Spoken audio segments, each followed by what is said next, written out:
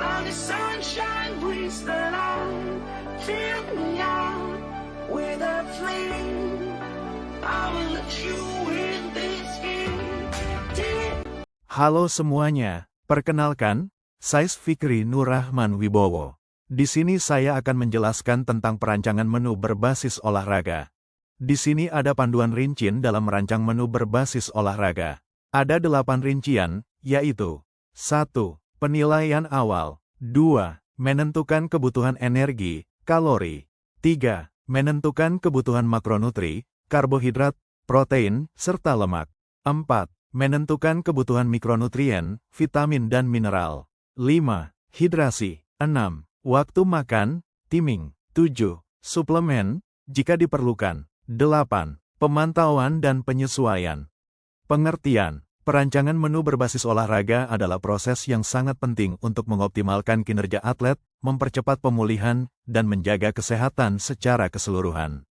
Menu ini harus disesuaikan secara individual, mempertimbangkan jenis olahraga, intensitas latihan, fase latihan, misalnya, prakompetisi, kompetisi, off-season, tujuan atlet, misalnya, peningkatan massa otot, penurunan berat badan, daya tahan, serta preferensi dan alergi makanan. Penilaian awal, tujuan atlet, apa yang ingin dicapai atlet, misalnya, meningkatkan kekuatan, daya tahan, kecepatan, mengurangi lemak tubuh, menambah massa otot, mempertahankan berat badan. Jenis olahraga dan posisi, olahraga yang berbeda memiliki tuntutan energi dan nutrisi yang berbeda. Misalnya, pelari maraton vs angkat besi. Intensitas dan durasi latihan, seberapa sering, seberapa lama, dan seberapa keras atlet berlatih. Fase latihan, musim, fase persiapan, off-season, mungkin fokus pada pembangunan dasar, penambahan massa otot, atau pemulihan.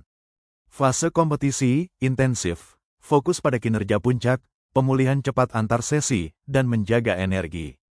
Fase pemulihan cedera, fokus pada nutrisi untuk perbaikan jaringan. Kondisi kesehatan saat ini, adakah alergi, intoleransi makanan, kondisi medis, misalnya, diabetes, anemia, atau riwayat gangguan makan. Preferensi makanan dan budaya, apa yang disukai atau tidak disukai atlet. Apakah ada batasan diet karena alasan budaya atau agama? Ketersediaan waktu dan akses makanan, seberapa sering atlet bisa menyiapkan makanan? Apakah mereka makan di luar atau membawa bekal? Menentukan kebutuhan energi, kalori, penghitungan BMR, basal metabolic rate, energi yang dibutuhkan tubuh untuk fungsi dasar saat istirahat. Gunakan rumus seperti Mifflin Jeor atau Harris Benedict. Faktor aktivitas fisik, PAL, Physical Activity Level. Kalikan BMR dengan faktor yang mencerminkan tingkat aktivitas harian, termasuk latihan.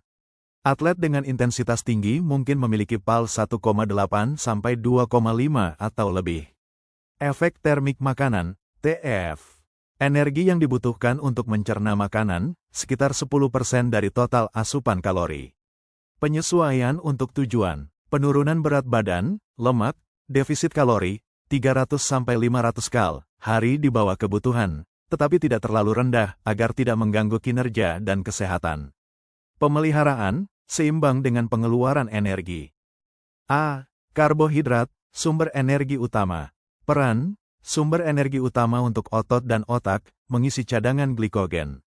Penting untuk daya tahan dan kinerja tinggi.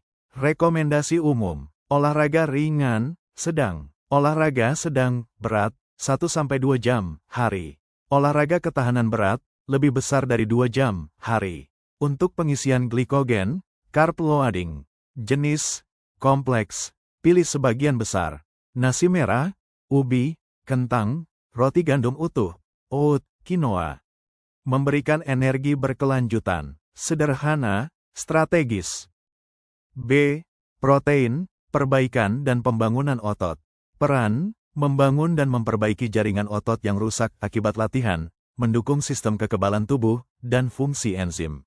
Rekomendasi umum, 1,2 sampai 2,0 gram per kilogram berat badan, hari.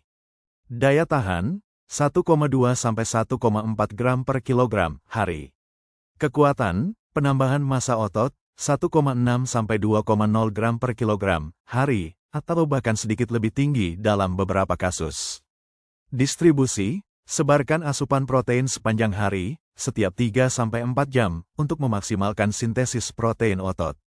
Penting setelah latihan, sumber, daging tanpa lemak, ayam, sapi, ikan, telur, produk susu, whey, kasein, tahu, tempe, kacang-kacangan, lentil.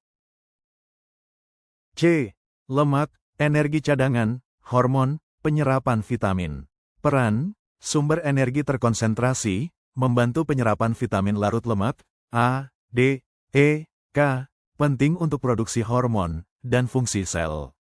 Rekomendasi umum, 20-35% dari total kalori. Jangan kurang dari 20% karena dapat mengganggu fungsi hormonal. Jenis, lemak sehat, pilih sebagian besar. Alpukat, minyak zaitun, kacang-kacangan, biji-bijian, ikan berlemak, omega 3. Batasi, lemak jenuh, daging berlemak, mentega berlebihan, dan lemak trans, makanan olahan. Mikronutrien, vitamin dan mineral. Pentingnya variasi, perhatian khusus, zat besi, kalsium dan vitamin D, antioksidan, vitamin C, E, selenium, elektrolit, natrium, kalium, klorida. Hidrasi, sebelum latihan, minum cukup air 2-3 jam sebelum latihan. Selama latihan, minum air secara teratur, terutama untuk sesi yang berlangsung lebih dari 60 menit atau dalam kondisi panas. Pertimbangkan minuman olahraga dengan elektrolit dan karbohidrat. Setelah latihan, ganti cairan yang hilang. Targetkan 1,25-1,5 liter cairan untuk setiap berat badan yang hilang. Waktu makan, timing, pralatihan, 2-4 jam sebelumnya.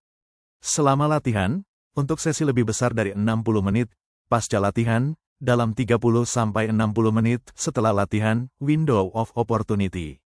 Makanan utama dan camilan lainnya, asupan makanan sepanjang hari dengan 3 makanan utama dan 2-3 camilan sehat. Suplemen, jika diperlukan. Suplemen bukan pengganti diet yang baik. Gunakan hanya jika ada kekurangan yang terbukti atau untuk mendukung tujuan tertentu, dan selalu di bawah pengawasan profesional. Suplemen umum yang mungkin bermanfaat. Protein whey, kasein, kreatin, kafein, multivitamin, mineral dan omega 3. Pemantauan dan penyesuaian. Perencanaan menu harus bersifat dinamis. Pantau respons atlet, bagaimana kinerja mereka? Apakah mereka merasa lelah? Adakah masalah pencernaan? Apakah berat badan mereka sesuai target? Ukur kemajuan. Sesuaikan. Ubah asupan kalori dan makronutrien sesuai dengan respons tubuh, perubahan fase latihan, atau cedera. Libatkan atlet, edukasi atlet. Ini adalah contoh tabel menu gizi seorang atlet. Ada yang harian, lalu ada juga yang mingguan, ada juga yang bulanan.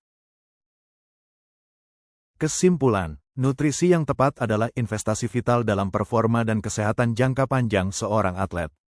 Ini bukan sekadar aspek tambahan, melainkan fondasi yang menentukan kemampuan tubuh untuk beradaptasi, pulih, dan tampil di level tertinggi. Perencanaan menu yang personal dan berkelanjutan sangat esensial, karena kebutuhan nutrisi bersifat dinamis dan harus disesuaikan dengan fase latihan, intensitas, serta tujuan performa. Konsultasi dengan ahli gizi olahraga. Mereka dapat memberikan panduan yang spesifik dan terukur, memastikan setiap atlet mendapatkan rencana nutrisi yang paling efektif untuk mencapai potensi penuh mereka. Ingatlah, tubuh yang terawat dengan baik adalah mesin performa tinggi yang siap menghadapi tantangan apapun.